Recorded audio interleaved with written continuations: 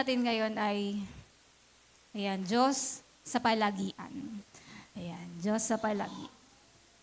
Ayun nga po, sa lahat ng panahon, Diyos ka sa akin, sa amin. Ayan, at nakikita natin po sa picture na to na ano yan, yung tao, iba't ibang ano siya, di ba? Iba't ibang season, di ba? Na sa lahat ng mga season na nangyari sa taon na to, naging Diyos ang Diyos sa atin. Hindi lang siya Diyos ng pang-summer, di ba? O Diyos ng December. Kundi sa lahat ng panahon, Diyos natin po siya. At ngayon din magtatapos yung taon at sa bibigyan niya tayo ng bagong taon, siya pa rin po ay magiging Diyos natin palagi. Yan. Kung nalalaliman tayo sa palagian, ibig sabihin lang yan lagi. Yan. Ayan nga po, di ba, saan natin nalaman kung anong pangalan ni Lord? Doon talaga natin nalaman yan, doon kay Moses. Yung sa burning bush. Yung nagpakita si Lord sa kanya sa burning bush. Sabi sa kanya, di ba pinapadala ng Diyos si Moses doon sa Egypt, di ba? Pero sabi ni Moses, Panginoon, ano pong sasabihin ko na pangalan nyo? Na sino nagsugo sa akin? Anong sasabihin ko sa kanila? Na anong pangalan nyo? Tapos sumagot po ang Diyos, di ba sabi niya, ako ay si ako nga, sa English. Pero, sa English, sa Tagalog. Pero sa English, di ba yun, sabi nga, I am that I am. Yan, basahin natin yung verse na yan sa Exodus 3:14-15. Sinabi po dito, sinabi ng Diyos kay Moises, ako ay ang ako nga. Ako ay ang ako nga. At kanyang sinabi, ganito ang sasabihin mo sa mga anak ni Israel, sinugo ako sa inyo ni ako nga. Yan. Tapos sa verse 15 po, sinabi pa ng Diyos kay Moises, ganito ang sasabihin mo sa mga anak ni Israel, sinugo ako sa inyo ng Panginoon, ang Diyos ng inyong mga ninuno, ang Diyos ni Abraham, ang Diyos ni Isaac, at ang Diyos ni Jacob. Ito, ayan, tingnan niyo po ito. Ito ang aking pangalan, magpakailanman. At ito ang itatawag sa akin ng lahat ng mga lahi. Di ba? Kaya ang pangalan pong Yahweh, ibig sabihin ay, I am that I am, or ako ay si ako nga. Kaya makikita po natin dito yung tatlong malinaw na pahayag, yan, paki-next, na ibinigay ng Diyos tungkol sa kanyang pangalan. Ang pangalan po ni Lord ay ako, ay si ako nga.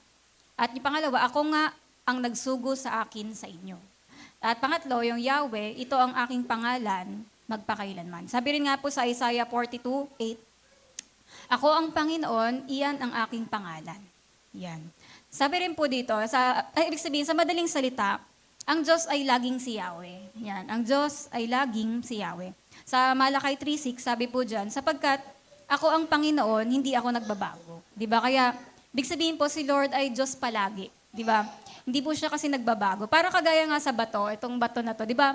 Tinawag din si Lord na isa sa mga name niya yung Rock of Ages. Kasi bakit? Yung bato, nandyan na yan ever since. Parang ilang siglo na, panahon pa ni Tarzan, panahon ng mga sinaunang tao, nandun na yon, di ba? Panahon ng mga taong nakatira sa kuweba.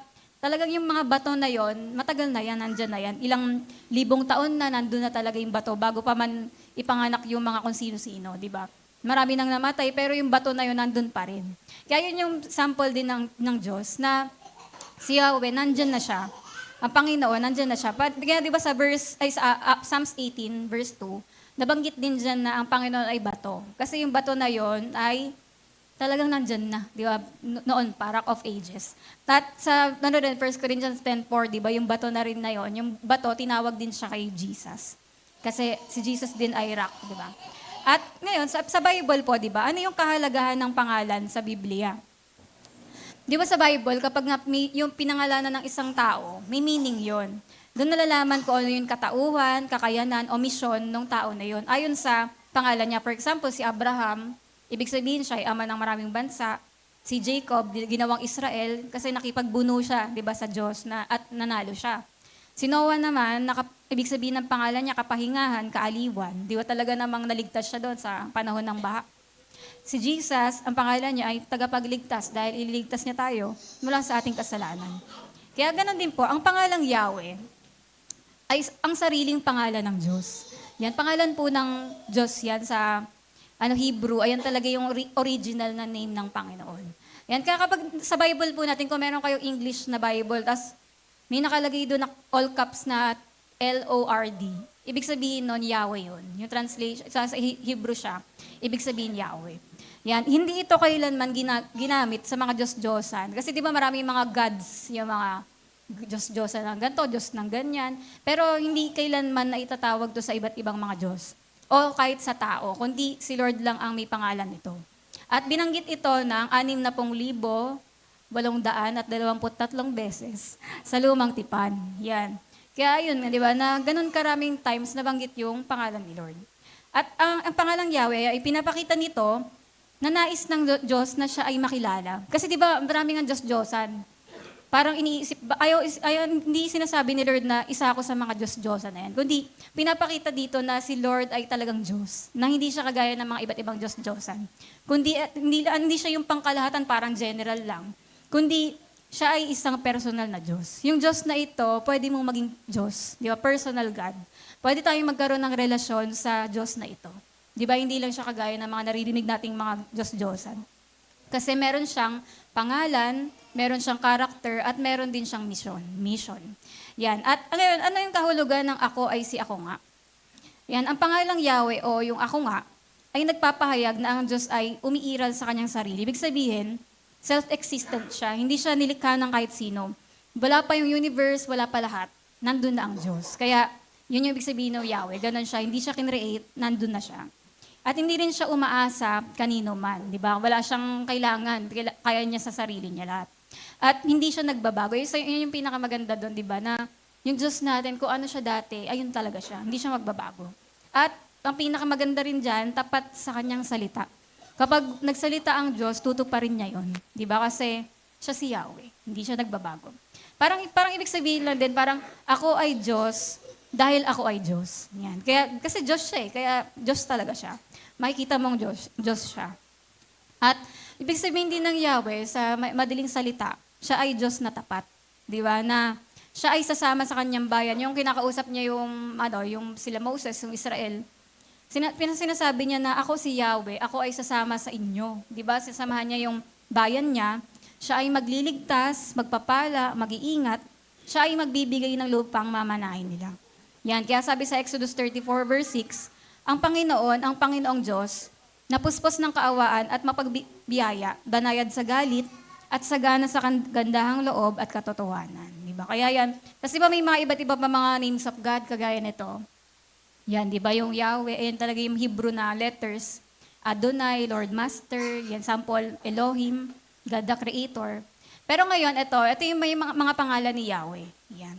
Bakit natin kailangan na malaman yung pangalan ni Lord?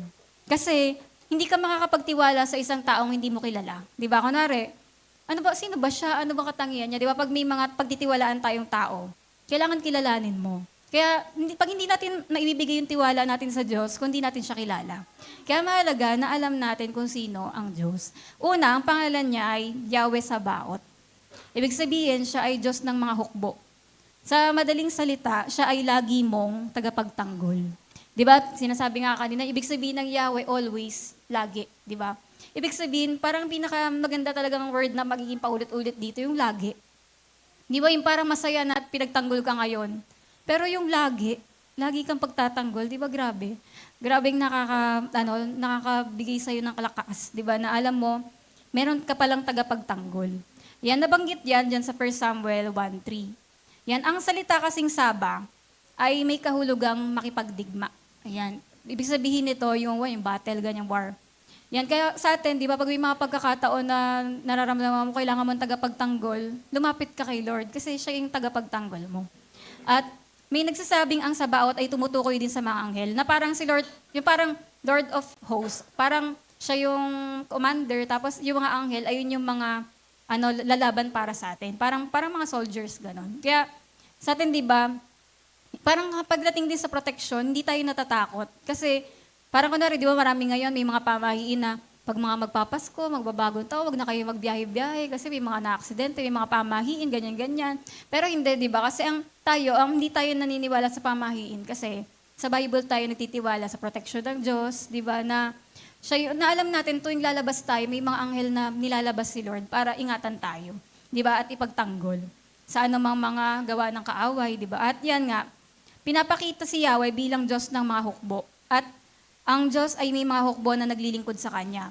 Okay, next. Ito ay mga hukbo ng mga anghel na mga lingkod ng Diyos. Madalas nga nababanggit daw yan sa Sakarayas, Jeremias, Malakias, Hagay. Ayan, ginagamit ang pangalang ito kapag ang bayan ng Diyos ay tinalo o nanganganib na matalo. Kaya kapag nasa battle sila, tumatawag sila sa Diyos ng mga hukbo, si Yahweh Sabaoth, di ba yung pangalan? Na paalala ito na ang Diyos ay ng tipan ay may makapangyarihang hukbo na lumalaban at kumikilos para sa kanyang bayan. Kaya sa atin, di ba, meron tayong mga iniisip din na mga bagay na hindi natin alam anong meron sa next year, di ba? Pero ayun nga, makaka-assure ka na si Lord siya ay tagapagtanggol mo. At hindi lang ngayon, kundi lagi. Sa buong taon, kaya niya maging Diyos na nagtatanggol sa iyo. Pangalawa naman po ay Yahweh Nisi. Yan, ibig sabihin, aking watawat, Diyos na ang aking watawat o bandila. Ibig sabihin siya ay lagi mong tagumpay, di ba? Kaya may mga pagkakataon ba sa buhay natin na parang feeling natin talo na, ayoko na, parang wala na to. Pero hindi, lagi matandaan si Lord yung tagumpay mo. Kaya kapag hindi pa nga happy, hindi pa ending, di ba? Tuloy pa rin yung laban kasi na-destined tayo ng Panginoon na magtagumpay kasi si Lord yung ating victory. Di ba? Kaya dyan yan matatagpuan sa Exodus 17:15.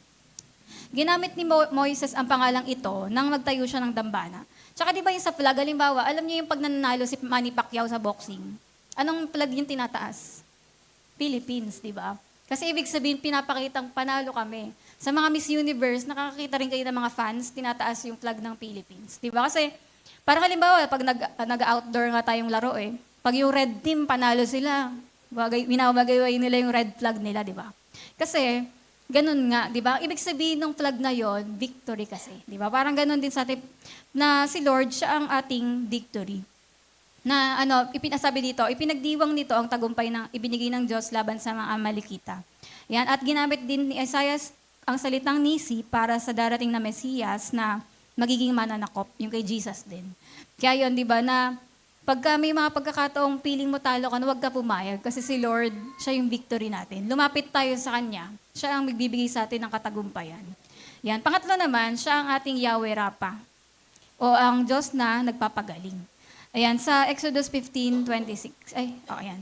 Ibig sabihin nito, siya ay lagi mong manggagamot. Di ba nakakatuwa talaga yung pangalan ng Diyos na lagi? Diyos siya lagi, di ba?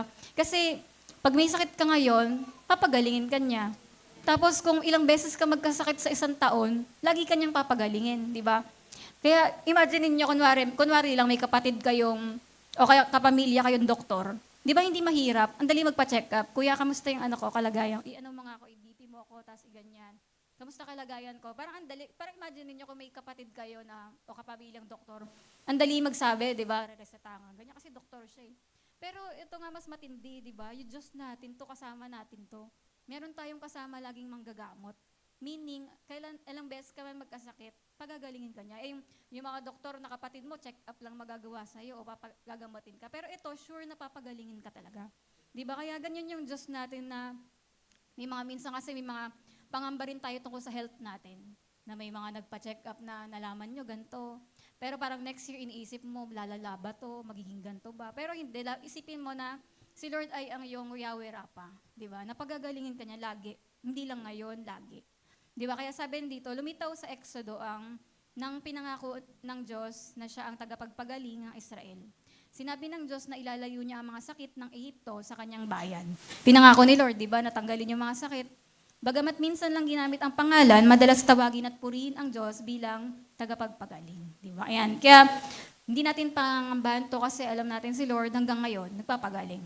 Pang-apat, hindi naman kinancel yun na walang sinabi na natanggal na to, na hindi na si Lord healer. Kundi hanggang ngayon, healer pa rin siya. Pang-apat, siya ay ang ating Yahweh Rohi. Ibig sabihin, siya ang Diyos na ating pastol. Sa Psalms 23 nga yan, di ba? Ibig sabihin, siya ay lagi mong gabay. Hindi kayong taong napabayaan, kahit sabihin natin na wala ka ng magulang, kung meron kang Diyos na nilalapitan, igagabayan niya yung buhay mo. Di ba? Kasi ay ibig sabihin ni Lord sa pagiging pastol niya, kagaya sa pastol nga ng tupa, pag mahuhulog yung tupa, sasaluhin niya. Pagka nawawala yung tupa, hahanapin niya. Pag nagugutom yung tupa, papakainin niya. Pagka madumi na, di ba, lilinisan niya. Yung parang ganun na kapag maglalakad, binabantayan niya yung lahat ng lalakaran na makakarating dun sa lugar na pupuntahan. Kaya imagine niyo, ganun yung Diyos natin. Siya ay pastol. Di ba na sigurado tayo kung next year malabo pa sa'yo, ano gagawin mo sa buhay mo. Pero maniwala ka na siya ang Diyos na gagabay sa'yo. Kung saan ka man dapat mapunta next year, di ba? Kaya yun, at sabi nga dito, pinaliwanag ni Ezekiel 34, sa Ezekiel 34:15, ako mismo ang magiging pastol ng aking mga tupa. Kaya sinasabi ni Lord sa atin, siya ang maggagabay ng buhay natin. Pinakita ni Jesus ang ganap na kahulugan nito nang ibigay niya ang kanyang buhay bilang pastol ng mga kanyang mga tupa. Di ba sabi na sa Bible, sabi ni Jesus, ang totoong pastol daw, ibibigay niya yung sarili niyang buhay para doon sa tupa. At pinatunayan ni Lord talaga, ang Jesus, na talagang siya yung great shepherd. Kasi napako siya sa krus, namatay siya para ibigay yung buhay sa atin, para maligtas tayo. Kaya totoong shepherd siya kasi binigay niya na yung sarili niya para sa atin. Kaya hindi tayong mangangamba, alam natin, di ba yung lagi nga mga picture ng mga shepherd din yung buhat yung tupa, di ba? Ganon, lagi tayong kakalingain ng Panginoon. Kaya huwag tayong mangamba, may nagbabantay sa atin. Number 5 naman ay siya ang ating Yahweh Jireh. Ito ang favorite nating lahat. Di ba? Yung hindi natin malilimutan. Yan, kasi marami tayong pangailangan. Yan, sa Genesis 22:14 yan. Meaning, siya yung ating laging magkakaloob. Laging ang Diyos, ang Panginoon, ang laging maglalaan. Meron siyang, kunwari, di ba parang, kunwari sa tatay mo, nalaanan mo ba yung tuition ko? Nalaanan mo ba yung pambili ko na ganito? Siya ang Diyos natin, Diyos Ama nga, di ba, na talagang may nilaan para sa'yo. Di ba, pag sinabi mo, Lord, may nilaan ka ba dyan para sa ganito ko? Oo naman, syempre, di ba? Dahil mayaman yung Diyos natin, hindi siya yung naghihirap na Diyos, di ba? Na wala munang mananalangin, naghihirap na yung Diyos. Walang ganon, di ba? Kundi, siya ay laging merong provision, laging may ilalaan, may nilalaan, di ba, para sa atin. Kaya yun yung nakakatuwa talaga sa lagi, kasi, di ba, hindi to katangian ng tao. Tayo mga tao, lagi tayong may limit, di ba? Kahit ano pa sabihin natin, mabait yan, pero may limit yung bait. Mapagbigay yan, pero may limit yan. Hingan mo yan ng sagad na hindi nabibigay, di ba? Parang lahat, marami tayong tao, mga tao na magandang katangian, pero lahat limitado, di ba? Pero si Lord, alam niyo yung lagi, as in lagi. Hindi nasasagad, gano'n. Hindi sinasabi ni Lord na OA ka na sa pray, tama ka na. Di ba? Kundi lagi siya na may provision para sa atin na kung nag-provide si Lord sa ilang taon ng buhay natin, kahit next year, kaya pa rin ni Lord i-provide lahat ng kailangan natin, di ba? Laging magkakaloob. At ito, nabanggit to nung binigay ni Abraham, di ba, si Isaac, in-offer niya. Tapos yun, na imbis na ipatayin si Isaac, di ba, nagkaloob si Lord ng ram. Yun na lang yung sinacrifice. Kaya pinapakita nito na si Lord nga yung the God who sees and who will provide, na nakita ng Diyos na kailangan mo yan, di ba, na nung time na nakita mong may kailangan ka, nakita ka rin ni Lord. Kaya He is the God na nakakita at ipoprovide niya, maglalaan siya ng para dyan. Kasi alam niyang kailangan mo yan, di ba? Kaya naman, huwag tayong mangamba kung ano mangyari next year, di ba? Nung pandemic nga, may namatay ba sa gutom? Sa inyo? Di ba? Parang, kahit ngayon, parang di mo alam paano yung mga bagay-bagay, di ba? Pero nabuhay tayo. Itong taon, meron ba ditong ginutom ng isang linggo? Di ba? Minsan nga sa isang araw, 5 times ka pa kumain. Di ba? Kasi ganyan yung biyaya ng Diyos sa atin, na hindi niya tayo papabayaan. Kaya, huwag tayong mangamba sa ating mga, parang yan, sa ating mga provision kasi may nilaan ang Diyos. Pang-anim naman, siya ang ating Yahweh Shalom. O siya ang Diyos ng ating kapayapaan.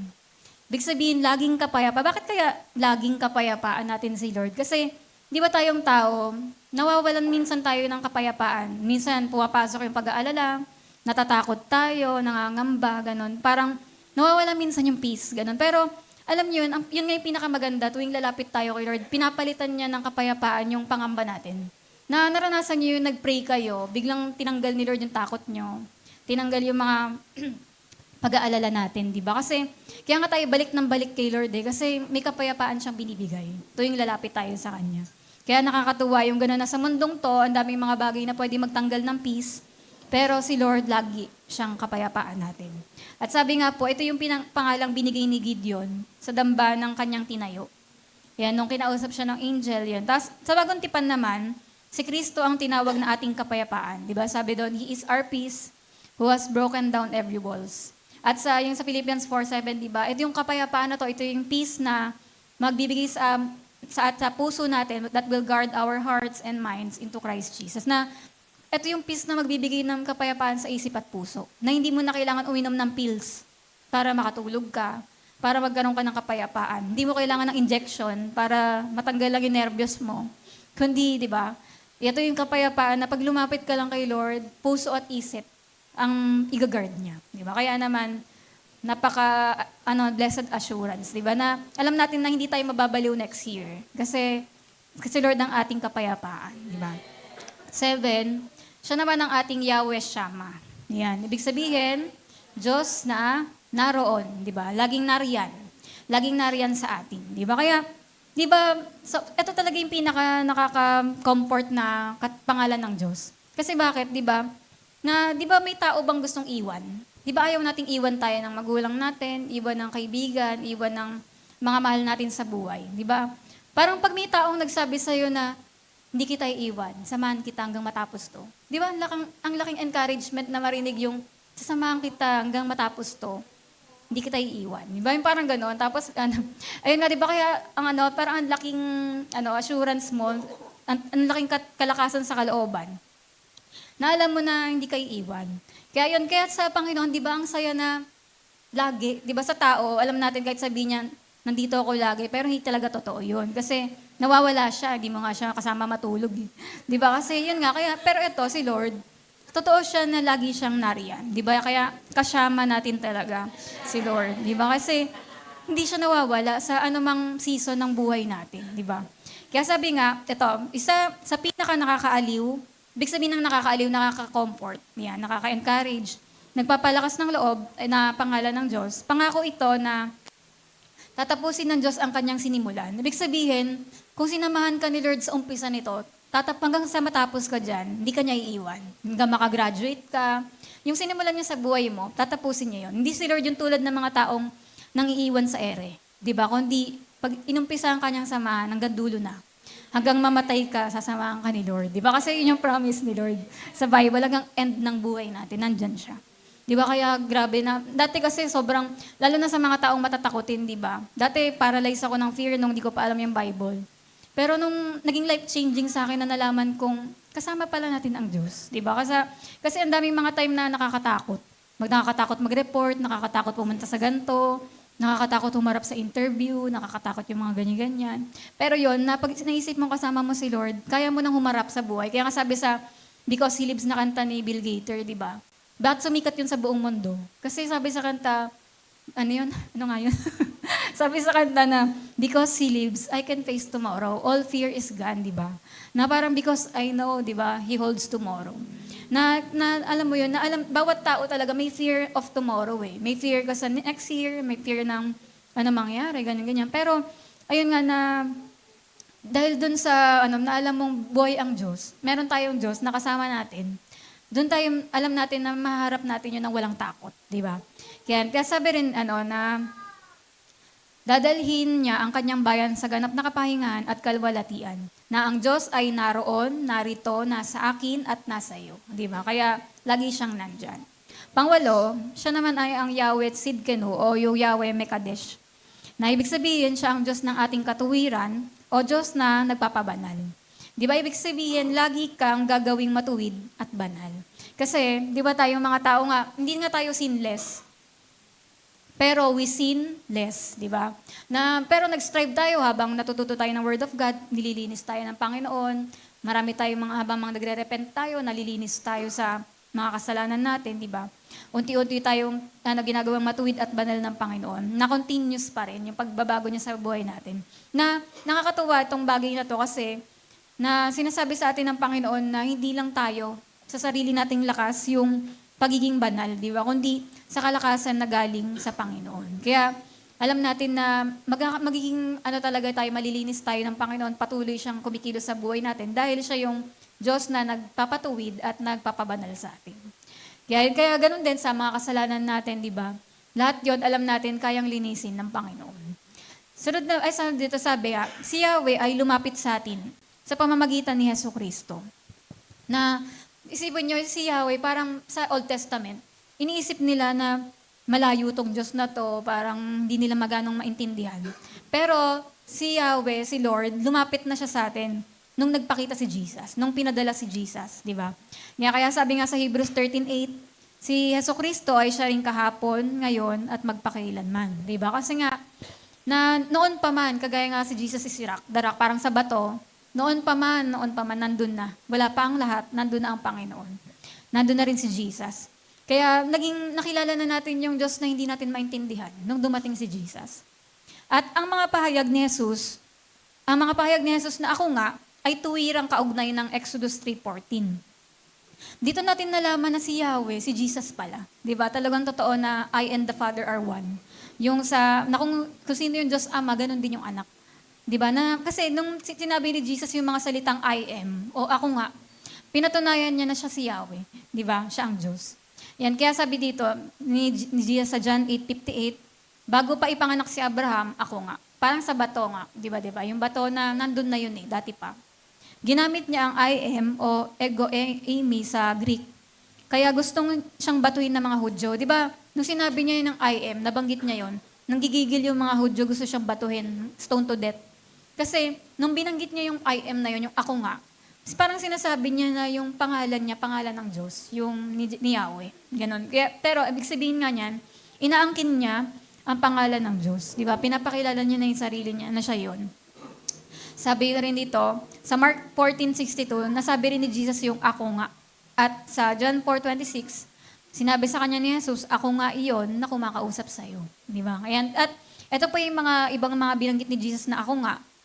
Di ba sinasabi ni Lord na ako nga ang tinapay ng buhay, ako nga ang ilaw ng sanlibutan, ang mabuting pastol, ang muling pagkabuhay at ang buhay, daan katotohanan at ang buhay, at ang Alpha at Omega. Una, dito sa ako nga ang tinapay ng buhay. Di ba? Nang sabihin ng tinapay ng buhay, di ba ito yung pinaka-source natin? Di ba, ang katumbas kasi ng tinapay, yung kanin natin, di ba, bilang Pilipino. Parang ibig sabihin, di ba, kung hindi mo nakikilala si Jesus, marami kang kagutuman sa buhay. Pero pag nakilala mo siya, isasatisfy niya lahat ng longing mo. Di ba? Kaya tayo, di ba, na hindi natin kayang mabuhay nang di kumakain. Kasi nga, ganun yung ibig sabihin na si Jesus, ganun na, hindi siya dinadagdag sa buhay, kundi siya ang ating buhay. At ganun din kaya lahat ng mga hindi pa nakakilala kay Lord, hindi sila masasatisfy sa buhay nila. Marami silang magiging gusto, walang contentment, hanggang hindi nila natatagpuan si Jesus. Kasi siya ang tinapay ng buhay, nagsasatisfy. Sunod naman, yung ilaw, siya ang ilaw ng sanlibutan. Sa John 8:12, sabi dyan na lahat ng mga hindi pa nakakakita ng ilaw na to, lumalakad sa kadiliman. Pero di ba tayo, nung nakilala natin si Jesus, bigla kang naliwanagan. Na, eto pala, naliwanagan ka sa buhay. Dati, yung Pasko sa'yo, hindi mo alam bakit. Basta namamasko ka, hindi mo alam ba't may Pasko. Tuwing bagong taon, nung hindi pa tayo natin kilala si Jesus, para tayo namumuhay sa kadiliman, di natin alam saan tayo patungo, bakit ba tayo ganito, bakit ba ganyan. Pero nung nakilala natin siya, naliwanagan tayo, nalaman natin siya anong meaning ng buhay, napaliwanag sa atin lahat. Di ba? Kaya ganun din, lahat pa nang wala pa kay Jesus, nalalakad pa rin sila sa kadiliman. Pero lahat ng na kay Jesus, lumalakad na sila sa liwanag. At sinabi rin dito, yung sa John 10:11, siya yung mabuting pastol. Di ba kanina nga, binanggit na natin yan, na dahil nga si Jesus yung mabuting pastol, binigay niya ang kanyang buhay para sa mga tupa. At sa John 11:25, sinabi naman niya siya ang pagkabuhay at ang buhay. Di ba marami nga pong may takot sa kamatayan? Pero salamat sa Panginoon kasi sinabi niya na hanggang kamatayan sasamahan niya tayo. At pag namatay ka, mabubuhay ka ulit. Kasi ayun yung pangako ng Panginoon at dadalhin niya tayo sa langit, di ba? At bibigyan ng buhay na walang hanggan. At sunod, sa John 14:6, sinabi niya doon na ako ang daan, ang katotohanan at ang buhay. Di ba walang makakarating sa langit kundi sa pamamagitan ni Jesus. Kaya sa mundong to, ang dami nagtuturo na dito ang daan, dating daan, lumang daan. Dito sa ganito, tamang daan. Pero di ba, sabi ni Jesus, siya lang talaga ang daan. Only way, papuntang langit. Di ba? Kaya naman, ang pagsampalataya, pagtiwala kay Jesus, yun lang ang tanging daan sa langit. At sa Revelation 1:8 naman, sinabi niya na siya ang Alpha at Omega, o yung una at wakas, di ba? Simula at wakas. Na si Lord ang simula ng buhay natin at sa Kanya rin to magwawakas. Kaya ibig sabihin ni Jesus ng Diyos, ako ay si ako nga. Ibig sabihin niyan, pakinext, kung ano man ang kailangan mo, ako yun. Di ba? Kaya yun ang ibig sabihin nung I am that I am. Kaya pala ang pangalan ni Lord, I am that I am. Kasi lahat na ng kailangan mo sa buhay, siya yun. Di ba? Kaya ganun ka-amazing yung name. At sabi nga, ito rin, ibig sabihin din nung ako nga na yun, meaning palagi. Yan, ibig sabihin always. Marami ang nagbago at magbabago, lalo simula mamayang pagpatak ng 12, bagong taon na, maraming magbabago. Sa buhay natin, maraming mga bagay na nandito ngayong taon na hindi mo nakasama pagdating ng next year. Yan. Ngunit, ang Diyos ay Diyos pa rin. Di ba? Salamat sa Panginoon kasi hindi siya magbabago. Meron tayong sure na hindi magbabago. Yan. At sabi nga, kapag nagdududa tayo, nakakalimutan natin kung sino siya ayon sa kanyang pangalan. Kaya kapag namarating yung time na nagda-doubt kayo kay Lord, alam niyo ba na o-offend si Lord? Kasi yung pangalan niya, I am, di ba? Ibig sabihin always yun. Parang nakaka-offend sa Panginoon na, Lord, kaya mo ba talaga i-provide to? Parang sinasabi niya sa atin na, ano ba, di ba yung pangalan ko nga always, I will always provide. Lord, sasamahan mo ba ako? Di ba sabi ko, always akong sasama sa'yo? Di ba? Kaya kapag nagdududa tayo, yun, parang nawawala yung, natin, yung nakakalimutan natin yung name ng Panginoon na always yun. Ang sagot ng Diyos ay hindi nagbabago, ako nga. Kaya Lord, magbibigay ka ba? Oo, ako nga. Di ba? Kaya sabi po dito, aalagaan ka ng Diyos. Hindi lang ngayon, kundi palagi. Kasi yun po yung name niya. Kaya pag sinabi natin, Lord, maglalaan ka ba? Sabi niya, ako nga, lagi. Sasamahan mo ba ako, Lord? Ako nga, palagi. Patatawarin mo ba ako, Lord? Pagagalingin, iingatan, mamahalin, gagabayan, ililigtas, ako nga, palagi. Di ba? Ayun yung sagot po niya sa atin. Kasi yun mismo yung pangalan niya. At sabi nga po sa awit 9:10, nananalig sa iyo, Yahweh, ang kumikilala sa iyong pangalan. Kaya, di ba, paano ka makakapagtiwala kay Lord kapag alam mo yung pangalan niya? Di ba? Nananalig sa iyo, Yahweh, ang kumikilala sa iyong pangalan. Kaya kailangan alam po natin kung sino si Lord. Kasi doon ka magkakaroon ng tiwala sa Kanya. Hindi ka na mangangamba sa susunod na taon kasi kilala mo yung Diyos mo, di ba? Kaya sabi po, kaya magtiwala ka sa Kanya lagi. Sabihin nyo nga po lagi, palagi. Yan. Kasi, ibig sabihin ng ako ay si ako nga, ako ay Diyos palagi, sa lahat ng panahon at di magbabago. Di ba? Kaya tingnan niyo yung picture, di ba? Papasok na si Jesus sa 2026. Kayo ba, sasama ba kayo sa Kanya? Ngayon na? Sama na kayo papuntang langit? Yan. Hindi, yan. Kaya parang kunwari lang, yung door ng 2026, di ba? Parating na. Magandang pumasok ng 2026 kasama si Jesus, di ba? Na alam mo, panatag ka kasi marami tayong hindi sure ano bang meron sa likod ng pinto na to ng 2026. Pero alam mo yun, ang maganda dito, yung pag kinapitan mo yung kamay ni Jesus, di ba sure ka, ihahatid ka niya sa tama na mapupuntahan mo. Kaya ngayong gabi rin po, di ba, magre-repent tayo ng mga kasalanan. Sabi nga sa kanta ng What Can Wash Away My Sin? Nothing but the blood of Jesus. Di ba yung, sinabi po sa kanta na yan, yung Oh, precious is the flow that makes me white as snow. Na salamat sa Panginoon kasi kahit gano'n kadumi yung kasalanan natin, pag nahugasan na ito ng dugo ni Jesus, nagiging white as snow. Di ba? Kaya, ayun nga po, yun yung assurance na every time na nagre-repent tayo, pinapatawad niya po ang mga kasalanan natin. Kaya maganda, ba't tayo nagre-repent pag tagot service? Kasi magandang pasukin yung taon ng wala kang kabigatan. For example, ito, yung kasalanan kasi parang basura. I-stay nyo ba yung basura sa bahay nyo hanggang mag-New Year? Di ba maganda nalinis na ilabas mga basura, yung mga nangangamoy, di ba? Dapat ilabas para fresh yung bahay. Tapos yung kasalanan din parang mabigat na bagahe. Ang hirap maglakad kapag ang bigat-bigat ng dala mo. Pero yun nga po, sa pagpasok natin ng bagong taon, magandang tanggalin natin yung mga basura, ng kasalanan, mga bigat-kabigatan ng kasalanan. Di ba? Sa ganon, para tayo itong lalaki na to na tumatakbo ng magaan. Di ba gaya ng sinabi sa Hebrews 12:1-2, kasi minsan hindi tayo makakapit kay Jesus kasi dahil sa mga kasalanan na mabibigat, di ba, nadala natin. Kaya sabi po dyan, kaya talikuran na natin ang kasalanan pumipigil sa atin at alisin ang anumang hadlang sa pagtakbo natin. Buong tiyaga tayong magpatuloy sa takbuing itinakda ng Diyos para sa atin. At sa verse 2, ituon natin ang ating paningin kay Jesus na siyang sandigan ng pananampalataya natin mula sa simula hanggang sa katapusan. Di ba? Kaya naman napaka-saya, di ba, na magaan kang tatakbo kasama si Lord, na repent natin lahat ng mga kasalanan natin. Kaya sino dito gusto makipag-holding hands kay Jesus sa 2026? Di ba? Sabi nga dito sa kanta, di ba, yung I'll keep holding on to Jesus. Na though I cannot see the way clearly, hindi mo alam masyado ano bang meron ahead. And at times my steps get weary, pero I'll keep holding on to Jesus. Di ba? Kasi kahit hindi tayo sure sa mangyayari, pero kung sure ka sa kamay na hinahawakan mo, sure ka, di ba, na maliligtas ka sa buong taon na darating. Di ba? Kaya hindi ka mangangamba. Kaya tandaan natin, siya ay si Yahweh. Siya ay Diyos na tapat. Yan, paki-next. Kagaya nga ng kinanta natin kanina, sa lahat ng panahon, di ba? Sa lahat ng oras. Totoo yan, di ba? Ayan yung names of God eh. Na hindi siya nagbabago, siya si Yahweh.